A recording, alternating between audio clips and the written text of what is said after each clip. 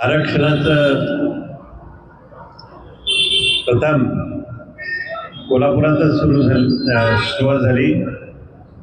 राष्ट्रीय छत्रपती शाहू महाराजांनी इंग्लंडवरून आदेश काढून आपल्याला आरक्षण दिलं आणि त्यानंतर सातत्याने या विषयाचा अलीकडच्या काळात गेल्या 8 वर्षामध्ये सातत्याने विचार चालू आहे मराठ्यांना आरक्षण देण्याबद्दल. कारण मध्यंतरी ते बंद झालं आणि एकंदरीत पाहता आपण बघितलं की हैदराबाद गॅझेटियरवर फार भर दिला गेलाय, साताऱ्यावर थोडासा दिलाय आणि कोल्हापूरला पूर्णपणे ते विसरून गेले.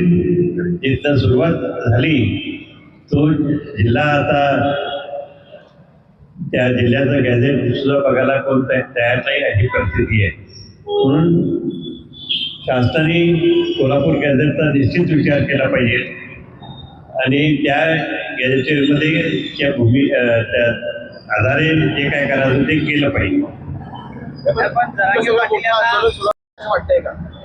प्रत्यक्षात काय जरांगे पाटील आणि शासनामध्ये काय घडतंय ते आम्हाला काही कळत नाही.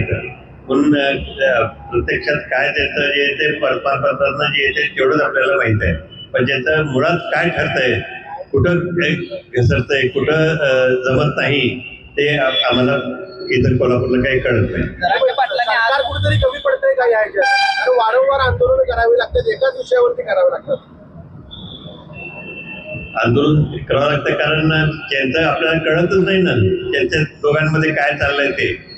त्यांच्या आंदोलनाला सुरुवातीपासून पाठिंबा आहेच आहे आणि नेहमी मराठा सगळे एकसंघ त्या बाबतीत राहतीलच, त्यात काही प्रश्न नाही.